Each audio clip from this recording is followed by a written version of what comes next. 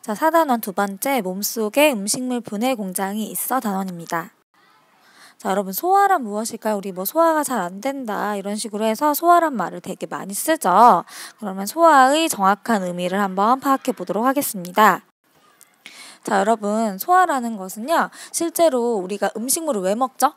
그쵸? 에너지를 내기 위해서, 에너지원으로 사용하기 위해서 우리가 음식을 먹게 되는데요. 이 에너지로 사용이 되려면 일단 우리가 음식을 먹었던 그 영양소 있죠? 영양소 섭취를 위해서 음식을 먹는데 이 영양소들이 세포로 흡수가 되어야 됩니다.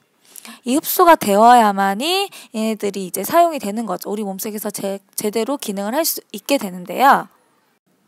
자, 이렇게 흡수가 되려면 일단 이만한 것은 들어갈 수 있나요, 없나요? 없죠. 얘네들이 잘게 쪼개져가지고 조그만해졌을 때 겨우 이렇게 들어갈 수 있겠죠? 이렇게 쪼개는 그런 우리가 과정을 소화라고 합니다. 일단 세포로 들어가려면 세포막을 통과해야 되는데 통과할 수가 없어요. 너무 크기 때문에 통과할 수 없어서 얘네들이 굉장히 작은 아주 우리 녹말, 단백질, 사실 지방 같은 거는 크니까 포도당 이런 식으로 작은 영양소로 분해가 돼야 돼서 분해된 후에 흡수되게끔 하는 이런 과정을 소화라고 합니다.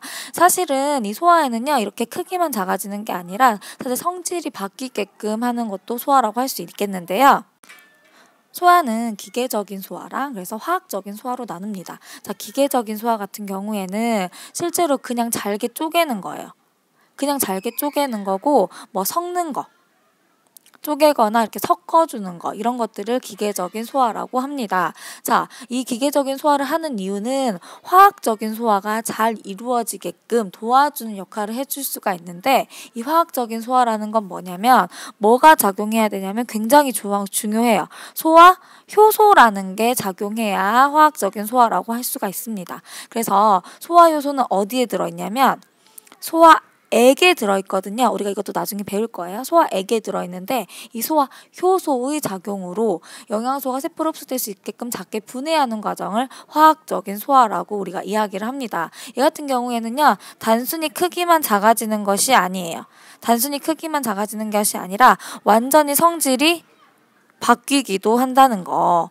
성질이 바뀌는 게 화학적인 소화라는 거, 이렇게 알고 계시면 되겠는데, 이 기계적인 소화, 이거에 여러 가지, 우리가 3가지 과정으로 나눌 수가 있는데 그것에 대해서 한번 배워보도록 하겠습니다. 자, 여러분, 기계적인 소화에는요, 이렇게 3종류가 있습니다. 저작운동, 꿈틀운동, 분절운동. 첫 번째 저작운동은요, 이로 잘게 부수는 거. 우리가 잘게 부수죠. 삼키려면 부숴야 되잖아요. 그냥 안 삼켜지죠? 그래서 씹어서 잘게 부수는, 이로 막 씹어서 잘게 부수는 걸 저작 운동이라고 합니다. 자, 두 번째는 꿈틀 운동인데요. 꿈틀 운동 같은 경우에 우리가 음식물이 이렇게 소화관, 식도나 이렇게 소화관을 통해서 이렇게 넘어가야 돼요. 근데 혼자 음식물이 막 이렇게 걸어가는 게 아니죠. 자기 혼자 음식물이 있다고 해서 막 혼자 이렇게 가는 게 아니죠.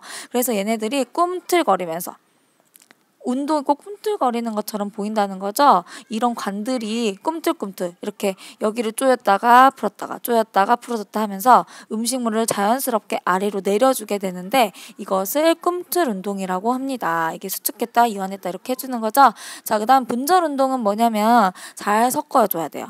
잘 섞이게 도와주는 것을 분절 운동이라고 하는데, 소화액이랑 잘 반죽해서 섞이게 해주는 이런 운동을 분절 운동이라고 합니다. 앞으로 저작 운동, 꿈틀 운동, 분절 운동이 어디에서 일어나는지도 배워보도록 하겠습니다. 우리가 동물이 음식물의 소화작용을 담당하는 그 기관계를 소화계라고 하는데요. 이 소화를 담당하는 기관들의 모임이라고 할 수 있습니다. 자, 그러면은 이 소화계에는요, 어떤 것들이 있는지 한번 보도록 하겠습니다. 첫 번째, 음식을 먹어야겠죠. 그렇죠? 입이 있겠습니다. 일단 먹어야 되니까 입이 소화계 중에 하나고요. 입으로 음식이 가면은 이렇게 쭉 넘어가죠. 여기를 뭐라고 하냐면 식도라고 우리가 이야기를 합니다. 자, 식도라고 하고요. 여기까지 식도고요. 여기 같은 경우에 지금 노란색으로 주머니가 보이는데요. 여기가 뭐냐면 침샘이에요. 여러분, 음식 보면은 침이 막 나오죠? 이 침샘에서 나오는 거거든요. 이것도 침이 소화에 도움을 주기 때문에 이런 것들도 알아두셔야 됩니다. 자, 그 다음에 음식물이 쫙 가서요, 여기로 들어가게 되는데 여기가 뭐냐면 드디어 위가 나옵니다. 자, 위. 우리가 배불러 이런 것들이 위로 이제 음식이 들어가서 그렇게 되는 거죠. 그 다음에 여기 간이 있어요. 자, 간이 어떻게 도움을 주는지 이건 나중에 알아보도록 하겠고요. 이 간 바로 아래 이 초록색 이거 보이죠? 이거를 뭐라고 하냐면 쓸개라고 합니다. 이 조그만한 주머니. 이것도 어떻게 쓰이는지는 나중에 배울 거고요. 그 다음에 여기 바로 아래에 약간 잘 안 보이는데 이런 식으로 길쭉하게 약간 뭐가 하나 있어요. 이건 뭐라고 하냐면 이자라고 합니다. 자, 이자라고 하고요. 여기서 보시면 이렇게 꼬불꼬불꼬불 돼 있죠. 이 안쪽에 들어있는 애들이 뭐냐면 얇은 애들이 소장, 바깥쪽으로 이렇게 둘러싸고 있는 애들이 대장입니다. 자, 그래서 음식물이 보통 가면은요, 우리가 음식을 먹죠. 자, 그러면 이 음식 같은 거 있죠. 근데 이걸 음식이라고 하면 입으로 쏙 들어갑니다. 그 다음에 식도를 타고 쭉 들어가서요, 위로 가게 돼요. 위로 간 다음에 어디로 가냐면 사실 소장을 막 가요. 소장이 진짜 길거든요. 진짜 긴데 소장을 막 쭉쭉쭉쭉 타고 가다가 그 다음에 좀 더 큰 대장으로 쫙 통과를 시켜서 항문으로 쫙 나가면은 그때서야 이제 사실은 이제 소화가 다 이루어져 있다고 우리가 볼 수가 있죠. 그래서 방금 음식물이 갔던 뭐 입, 그 다음에 입으로 가서 뭐 식도로 가서 그다음에 위로 가서 소장으로 가서 대장으로 가는 거 이런 건 뭐라고 하냐면 음식물이 직접적으로 가는 곳이기 때문에 소화관이라고 하고요. 우리가 아직 안 배웠던 침샘, 그 다음에 여기 간, 그 다음에 뭐 이자 이런 애들 있죠. 침샘, 간, 이자 이런 애들에서는 소화에 필요한 어떤 액체가 나오는데 그걸 뭐라고 하냐면 소화샘이라고 우리가 이야기를 합니다. 그래서 어떤 역할을 하는지도 여러분이 아시면 되겠고요.